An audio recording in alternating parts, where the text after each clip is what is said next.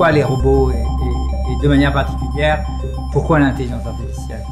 Le cabinet a toujours été spécialisé sur le droit du numérique et donc il était naturel que nous allions vers le droit des algorithmes. En plus, en ce qui me concerne, j'ai toujours été un passionné de science-fiction et dans ma vision stratégique, j'avais en tête les robots. Et c'est la raison pour laquelle, après l'Internet, je me suis dit que les robots allaient avoir sûrement un grand rôle à jouer et qu'il nous faudrait une régulation des robots.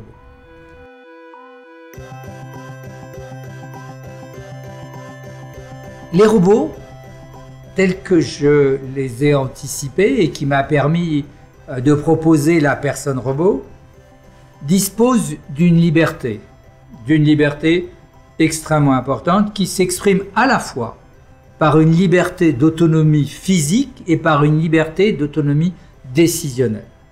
Les robots sont autonomes en ce sens qu'ils sont mobiles, ils sont capables d'interagir avec leur environnement en perception de nature la plus diverse, que ce soit l'audition ou la vision notamment. Les robots sont en mobilité, et le meilleur exemple c'est la Google Car, qui a fait des millions de kilomètres sur les routes américaines. Et puis, c'est aussi l'autonomie non pas physique, mais l'autonomie intellectuelle. C'est-à-dire que les robots sont capables de prendre des décisions. Cette liberté de mobilité et cette liberté de décision font des robots quelque chose de tout à fait nouveau dans le cadre juridique. Ce ne sont pas des objets plus, ce ne sont pas des humains moins, ça n'a strictement rien à voir. Ce ne sont pas des grippins, le droit des grippins est inapplicable, mais ça n'a rien à voir non plus avec des humains. Comme il y a des personnes physiques pour lesquelles il y a une personnalité juridique avec des droits et des obligations, comme il y a une personne morale qui a une personnalité particulière, il m'a semblé que l'on pouvait proposer une personne au robot avec une personnalité juridique singulière.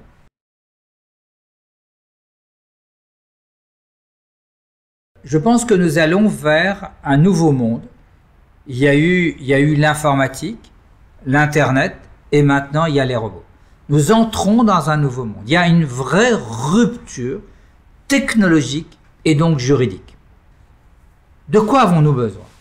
Nous avons besoin de créer un nouveau monde que j'ai appelé la robo-humanité, c'est-à-dire la vie en commun des hommes et des robots, des personnes robots. Vivre en commun, cela veut dire quoi? Ça veut dire par exemple, première règle, que les robots, les personnes robots doivent être conçus de manière éthique. Ils doivent être orientés pour intégrer au minima les 3 lois d'Asimov.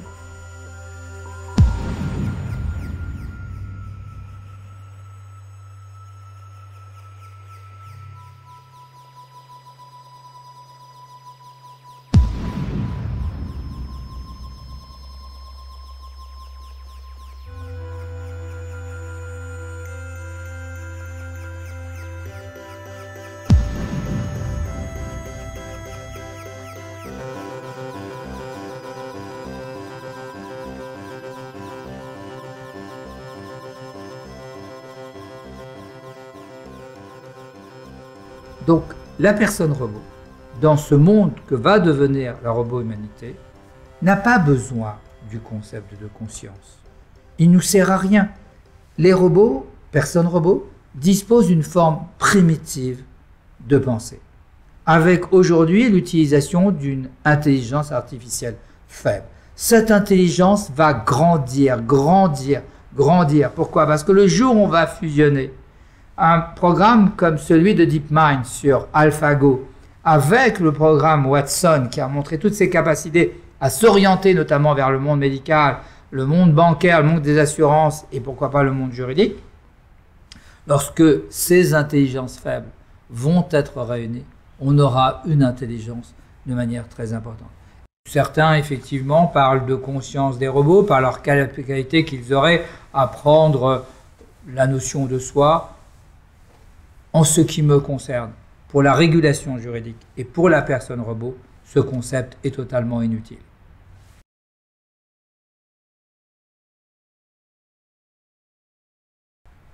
Dans les 5 prochaines années, nous allons passer en mode esclave, ce que j'appelle la téléhumanité. Ce mode va se généraliser. Dans les 5 ans, nous allons passer plusieurs heures en mode téléguidé. Lorsque ces algorithmes seront concentrés dans un robot sous forme humanoïde, nous allons, de la même manière, non plus être téléopérés, mais robot-opérés. C'est-à-dire que nous allons suivre le robot à côté de nous, qui sera ni plus ni moins notre véritable guide de notre vie. Et ce mode esclave est un mode dans lequel nous devons entrer en résistance, parce que nous avons choisi a priori ce mode esclave, et donc il faudra créer des droits sur les droits des algorithmes, créer des droits sur le droit à la compréhension de l'algorithme, créer des droits sur la transparence de l'algorithme, créer des droits sur la maîtrise de la prédiction, créer des droits sur la contrainte qu'il faudrait imposer aux algorithmes, de telle manière qu'ils ne dépassent pas un certain seuil d'intimité. Et ce n'est pas parce qu'il a découvert des choses les plus intimes de moi qu'il doit forcément les utiliser, voire même les communiquer. J'appelle de mes voeux la création d'un comité d'éthique mondial. J'appelle de mes voeux des comités d'éthique régionaux, nationaux et locaux pour que, à tous les niveaux dans lesquels les robots vont s'insérer, il y ait une réflexion éthique avant d'une réflexion juridique. Et la notion, par exemple, de bien et de mal est à prendre en compte dans ce nouveau cosmos, avec l'idée de concevoir des robots orientés vers le bien. Mais si on part de l'idée que cette robot-humanité doit être construite au service de l'homme, par des hommes, et si on est conscient effectivement que la notion de bien et de mal n'est pas forcément partagée de la même manière par tous, quelles que soient les civilisations et quelles que soient les cultures, d'où l'idée d'avoir des comités d'éthique nationaux, régionaux, locaux, le fait de poser comme principe que dans cette robot-humanité, dans cette coopération homme-robot, la règle, c'est d'abord et avant tout de les concevoir, de les utiliser et de les exploiter de manière éthique.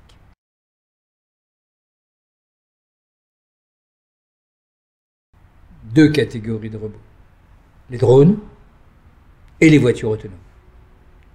Mais derrière, il va falloir organiser le droit des robots humanoïdes.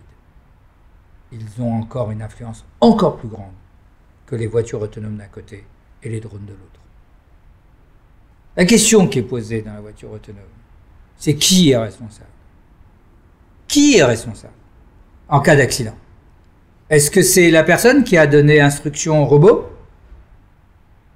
et qui, voiture autonome, a décidé de l'envoyer à Toulouse? Est-ce que c'est le propriétaire qui n'était pas forcément là au moment où l'ordre a été donné? Est-ce que c'est la plateforme d'intelligence artificielle qui, elle, en fait, constitue la véritable base de cette responsabilité? Est-ce le fabricant de ce système? Eh bien, pour moi, il me semble que le responsable, c'est le fournisseur de la plateforme d'autonomie. Mais le problème, c'est qu'aujourd'hui, les technologies, il faut les intégrer avec ce qu'il y a de nouveau. Et c'est deux choses qui sont nouvelles. Le deep learning, l'apprentissage profond. La machine apprend des choses qui ne lui ont pas été effectivement mises à l'intérieur lors de la fourniture de la voiture. La voiture a appris de son environnement. Le deep learning pose le problème de l'apprentissage. Deux robots mis entre les mains de deux utilisateurs différents aura effectivement des réactions différentes, comme deux enfants qui n'auront pas appris la même chose. C'est une nouvelle espèce qui est à la porte des domiciles, des hôpitaux, des usines ou des entreprises.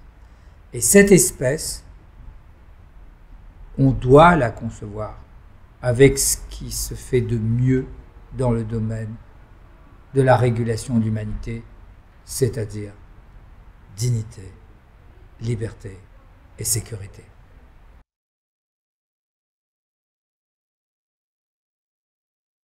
sur effectivement les machines entre guillemets à droite tuée, autonomes, au minimum la traçabilité. Savoir dans quelles conditions elles ont été mises en œuvre, à quel moment elles ont pris une décision et qu'est-ce qu'elles ont fait par un enregistrement. Il y a un devoir de mémoire, il y a un droit à l'histoire, il y a un devoir effectivement de contrôle de ces machines, quelle que soit la légitimité qu'on pourrait leur admettre, par exemple, là encore, minimisation d'effets collatéraux.